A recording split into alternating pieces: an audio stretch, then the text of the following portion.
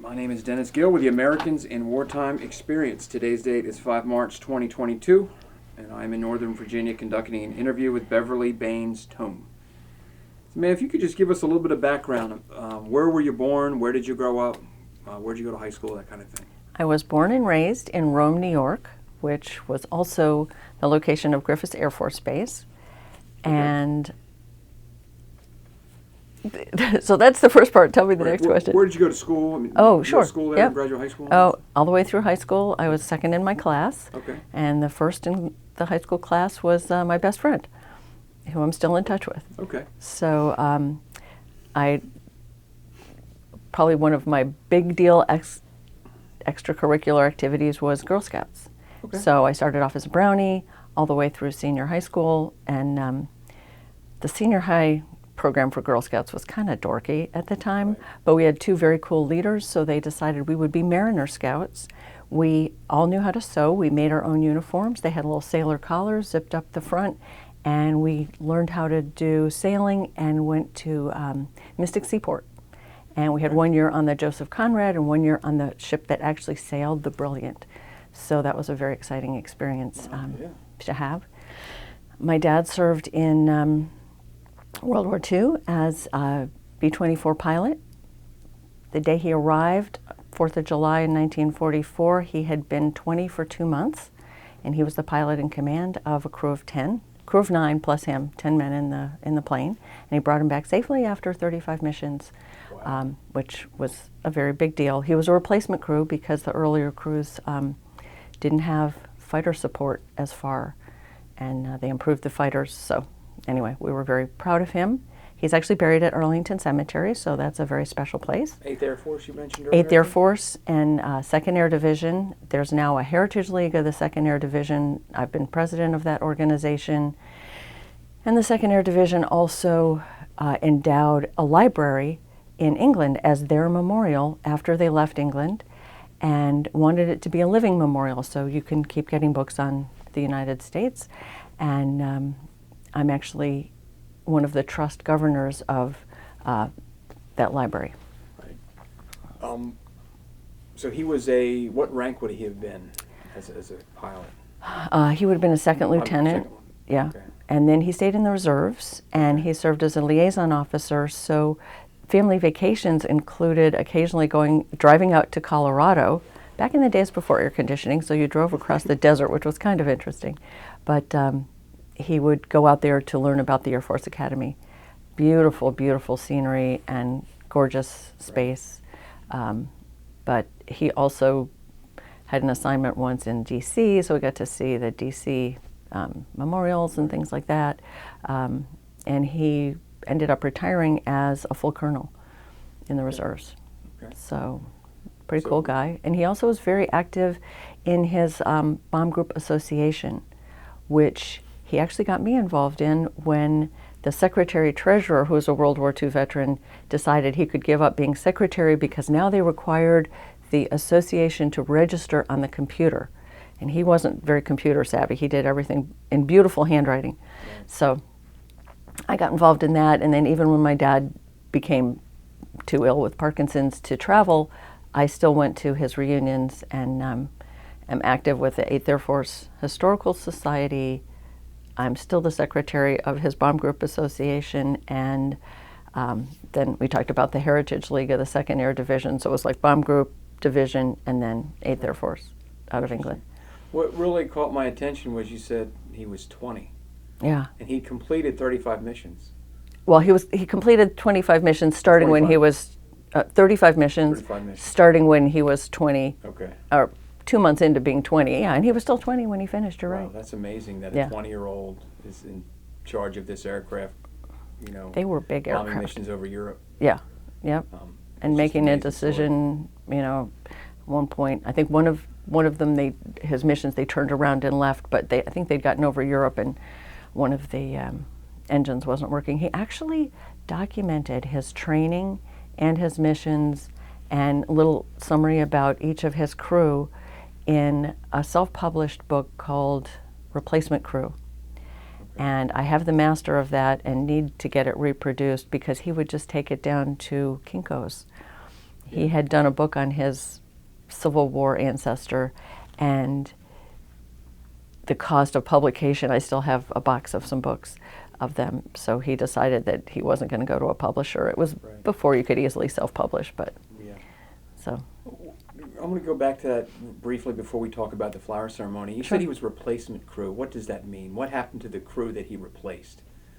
Did they get sent home, or did they? Yeah, well, hopefully they would have been sent home, or they would have been lost in combat, because the earliest crews, the fatality rate of the bombers was really bad, because the 8th Air Force suffered the most casualties of any unit in the entire war. Yes, and so yeah, it was pretty tough, and he didn't highlight that, but he did let us know that, you know, he felt he had an easier time, but they also went from 20 or 25 missions up to 30 and then 35, so that by the time he was flying, he still had to do 35 missions. Plus, as Patton was progressing and he needed fuel, the supply lines were a challenge, sort of like today, except what they did is they called the bombers in. They loaded them, instead of with bombs, they loaded them with fuel, took the gunners off, and just like a basic, very core crew, and sent them into like Paris or somewhere in France. The challenge was they were landing on landing strips that had been bombed by the Allies, and so here you are, a plane load full of gasoline, highly flammable, landing on a potholed runway that we did, but you know, that was how they got the gas there. So, and then they drew straws as to who got to go into Paris and who had to stay. Dad got to stay in the plane, which he was I think a pretty sensible, feet on the ground guy. Also, while he was in Attlebridge, they celebrated their 100th mission party, and Glenn Miller came to play. So that was maybe a few weeks. He had just been promoted, and Glenn Miller had, and it was maybe a couple of weeks before he was lost over the Atlantic, or over the Channel. So what was your dad's name? Richard Calvin Baines. Okay. He's buried in Section 66 of Arlington Cemetery.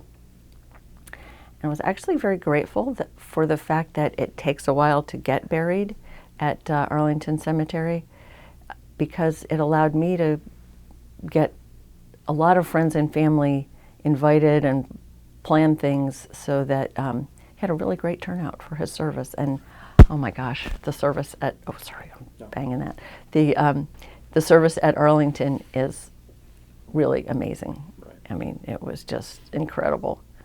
And you know, the Arlington lady and the chaplain was wonderful. He gave me a little trick. He had all these medals on one side, and he said he placed a counterweight in the other pocket so his jacket would hang straight. Yeah. A little known fact. Wow, that's interesting. What unit was he with, your father? He was with the 466 Bomb Group. Okay. Out of Attlebridge, England, and the closest big city is Norwich, and that's where this memorial library is. Interesting. That's a very interesting story about your father. I'm sure he's got some tales. Yeah. Yeah. And he did document them, so I just haven't been very good about getting that out, getting it scanned, and putting it. I thought of trying to re-edit it, but I don't want to change his words. You know, he wasn't like a fabulous writer, but it was very good. And actually his bomb group had quite a lot of, they have something called Attlebridge Diaries, which is now out of print, where they, John Woolnough, who was kind of the founder of the bomb group and also the 8th Air Force Historical Society, took different members of the 8th Air Force and their bomb group, took their diaries and documented each mission, and then looked at somebody's diary about what they said.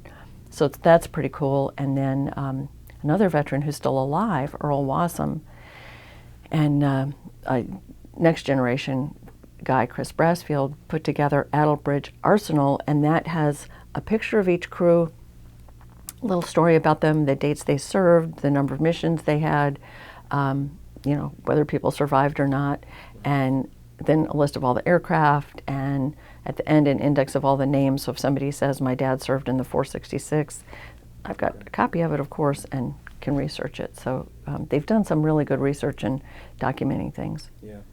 It's very important to document those things, and it's even better if you can get it from in the words of the person that lived it. Exactly. And that's why we're here today, and we're specifically speaking of the flower ceremony. Yes. That coincided with the 100th anniversary of the Tomb of the Unknown Soldier in November of 2021. You were part of that. Yes. What was your role in all of that? I helped hand out flowers that were donated by the Tomb of the Unknown Soldier Foundation, and was delighted I found out about it. I'm a member of Daughters of the American Revolution, and as I arrived waiting to be picked up to get ferried up to the tomb, there was another woman waiting, and I started chatting with her. Turns out she was a daughter from North Carolina, and we got up there, and there was yet another daughter who I think is going to do an interview later today. And Ms. Cushman? Elise. Okay, somebody else. Yeah. And so anyway, so it was kind of neat to discover that this patriotic women's organization was well represented that day. And before we talk about the flower ceremony, talk about the DAR, the Daughters of the American Revolution. What is that organization? What do you guys do? And oh, great. how do you become a member? Oh, all right. Well, the membership is, you do have to prove lineage to someone who is on the American side in the Revolutionary War. If your ancestor was a loyalist, you can't join. And once you're a member, it's really a service organization, and the focus is education, historic preservation, and patriotism. So supporting veterans, supporting current military, supporting schools and education. There are myriad number of committees that conservation, American Indian, American history, just a lot of focus areas. Obviously historic preservation. We have a beautiful headquarters in DC. I'm actually a docent at their museum, which is about American decorative arts up until about 1930. And fabulous organization of women. And they also own and maintain that building. So it's the largest women-owned, women-maintained building in, I think, in the world, certainly in the U.S. Full city block. Your connection to, what is your connection to the Revolution? Oh, you have to prove yes, lineage. yes. What is yours? Oh, that's a good one. My ancestor was actually a Quaker, so he rendered material aid, and they have something very cryptic in the DAR database, and so I went to the DAR library, which is another fabulous part of the headquarters. I said, can you bring out this reference? Turns out my ancestor, Daniel Mifflin, sold corn to the militia. Okay. And so he was helping feed them, and that was, so now every time I make a corn casserole, it's like, this is the Mifflin corn casserole. Right, interesting. And so tell us about the flower ceremony. What do you remember from that day? You were there for both days? I was there just one day. Just one day. Yeah, Which and day actually were you the there? afternoon. I was there the first of the 2 days. So it was a little scary at the beginning because it's like, okay, now what do we do? Where do we go? Right. And there's a big table set up. We were giving out pink carnations. And one of the, well, first of all, we did some nice training virtually over Zoom because people were from all over the place. So that really helped. And Joe Bush did the training, and there were several people who were also former tomb guards. So that was really helpful to get us oriented. And the weekend just before that, DC, Daughters of the American Revolution, had actually placed a wreath at the tomb. So I kind of knew where things were. So that was helpful. We arrived, and there was this huge line of people waiting to pass the tomb. And our little booth was up closer to where the tomb was. So there was also another tent across from us that was giving out flowers, and they had roses and Gerbera daisies and really fancy flowers, and we had little pink carnations. So several of the women who had been working in the morning said, we actually walk the line and hand these out, and we explain to people the meaning of the pink carnation, which is, I think it's peace, and also a mother's enduring love. I had to practice that so I could say it without getting emotional, which I did this morning too. And people were very receptive. There were a few people, because they were told you can only bring one flower, they're like, I was told I can only bring one flower and I am not going to break the rules. It's like, okay, it's really all right, but whatever. And it was just amazing to look down this long line. And I have pictures if you ever want to see some of them, but I'm sure you had professional photographers. There were people standing who were either, I think, tomb guards that were talking about it. There were little, nice little signs that helped people understand the history as they were waiting. So there were little signs on the ground, posted, and just talking with the people. Why did you come? A number of them were military, and you could tell because they have this wonderful military bearing and they stand up straight. There were a number of families with little kids who, some of them may be too young to remember it, but hopefully they'll have pictures, but I think a lot of them really will remember. It was just a big mix of people. All of them were very respectful. They were, waiting patiently in line, and it was a warmer day than we expected, even though it was November. And one woman, I gave it out and I said, the meaning of the flower, and she thanked me. She got a little emotional, then she came back. She said, you have no idea how many people you are healing today with these flowers. I was like, oh my, that's kind of shocking. Got me a little emotional too. Then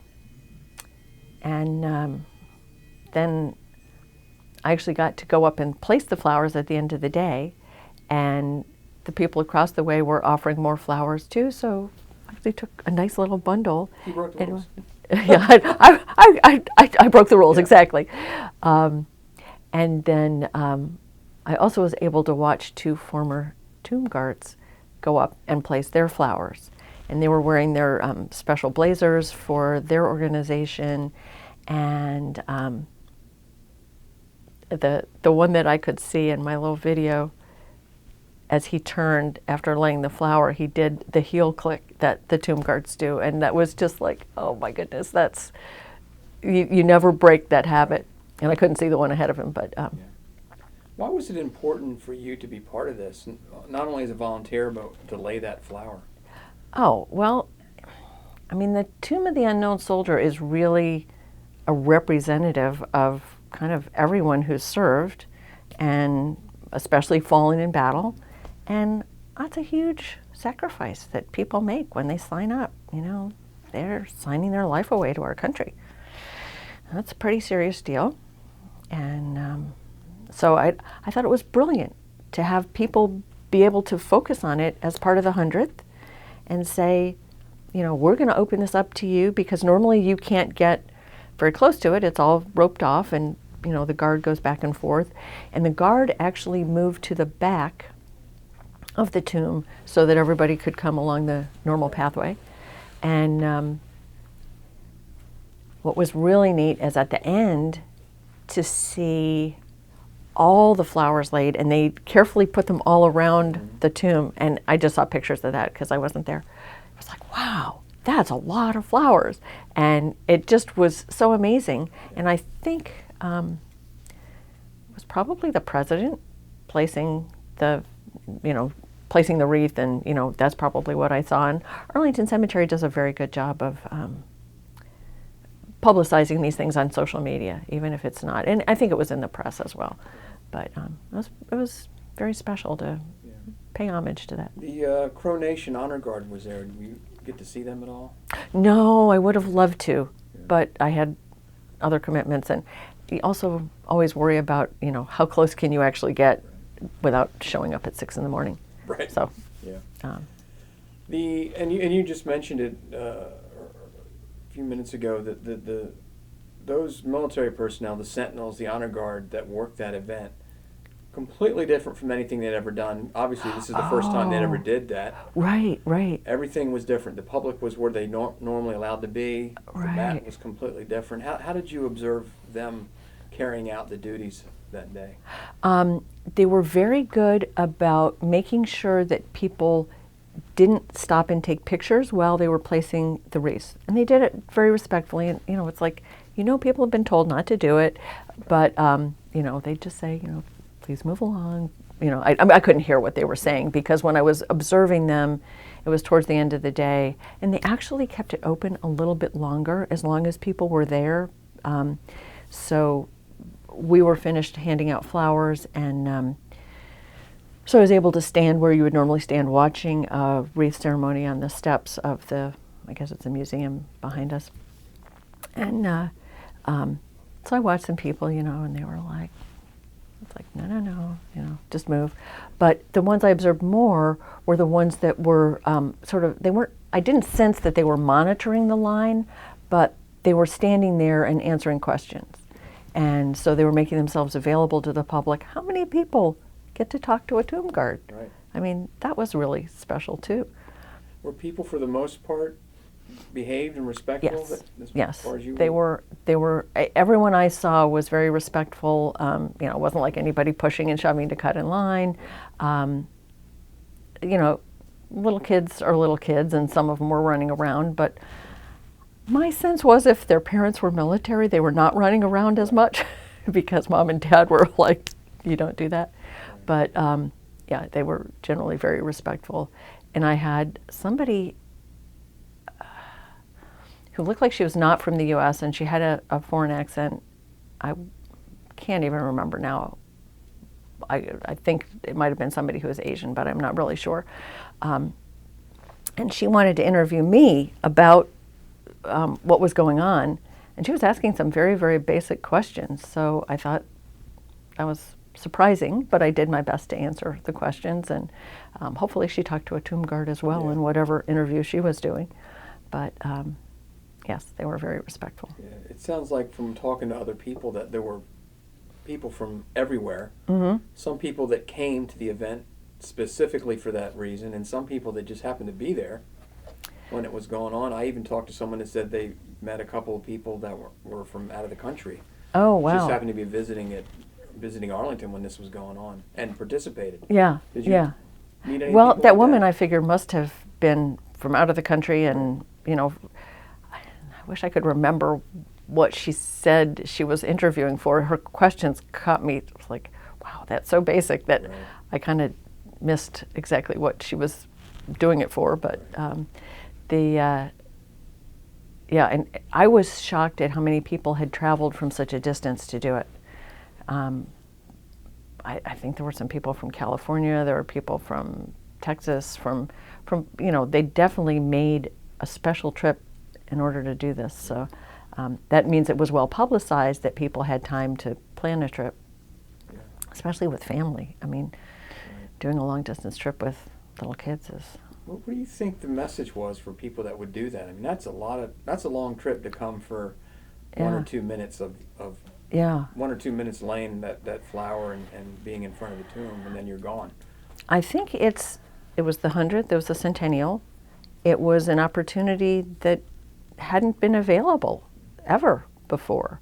So it's one of those once in a lifetime things, and if it's a special, something that special, that makes it, and I thought it was well publicized, as this hasn't happened since in 100 years, and it's these 2 days, and how does that make you feel as a family member of a veteran, the greatest generation? That people would go out of their way, financial expenses to get there, and time commitment.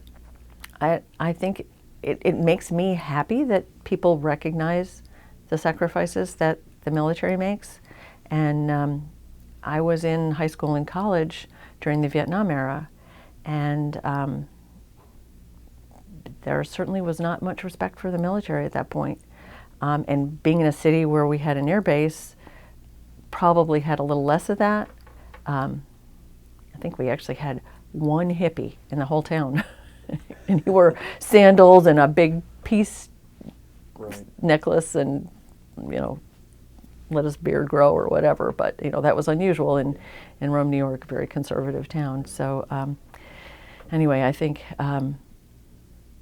it was reassuring and very positive to think that these people would make that that personal sacrifice to honor basically the symbol of our military and the sacrifices that they make, and really honor that and pay their respects.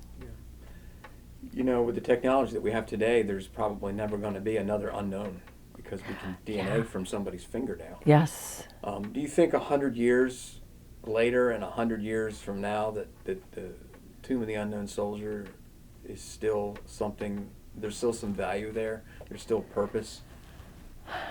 I certainly hope so. I've actually read some books about, like, novels, but they're historical novels about World War I and how absolutely I mean, any war is horrible, but it's about they didn't, women who were married didn't know whether their husband was alive or dead.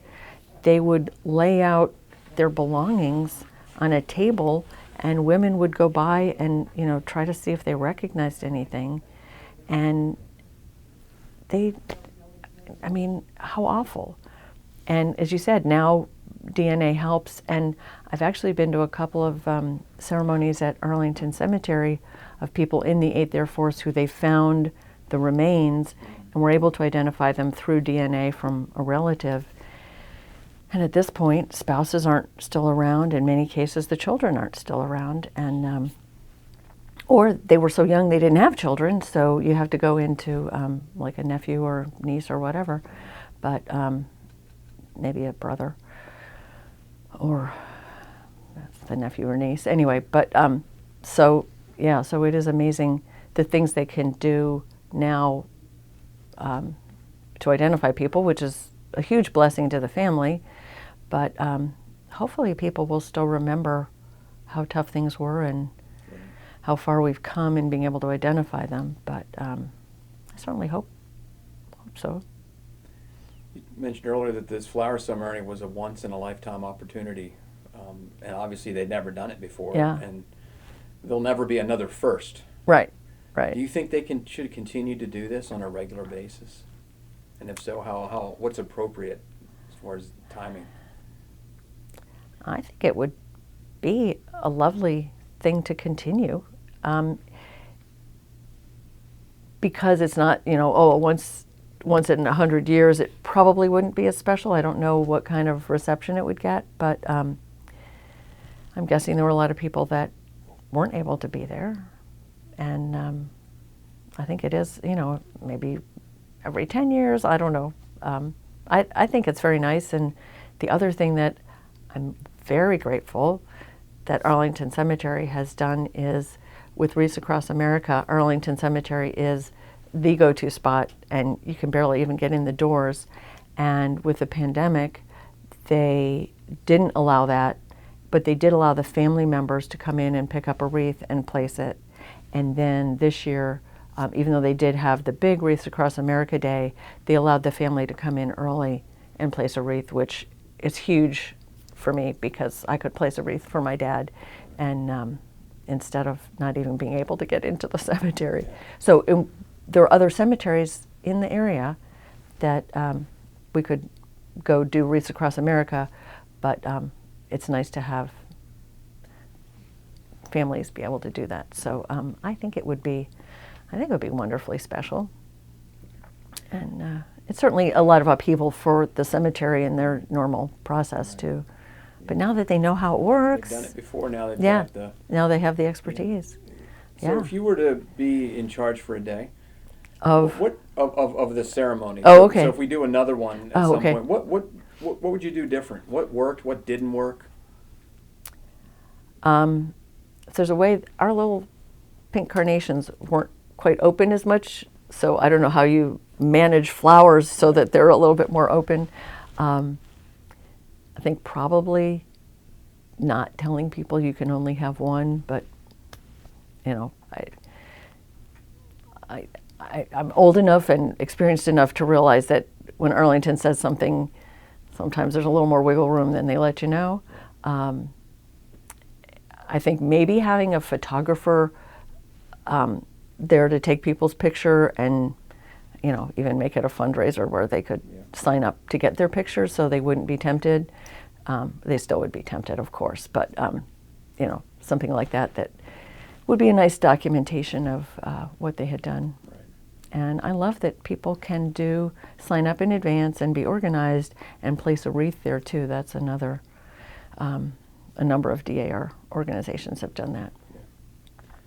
And finally, what message do you want to send somebody that might watch this video, let's say in another 100 years? What message would you send them? I hope the styles haven't changed too much. Sure. Really, just the awesomeness of this country and the fact that we do hold our military heroes in high regard and honor them, even if we don't know their names. And, you know, please continue to honor and respect that. There's things that happen in the world, they're going on right now. And I've learned that our military is deployed in NATO countries. A friend's daughter, that's all you do is a NATO country. In World War II, it was somewhere in England. But I would hope that y'all are still continuing to honor and respect the people that sacrifice for our country. Well, thank you, because you're doing that now. Yeah. And this is a continuation of that ceremony to document your experiences. So we appreciate you sitting down and Great. sharing with us. We appreciate you volunteering last November and appreciate the service and sacrifice your family's made. Thank you. Thank you very much.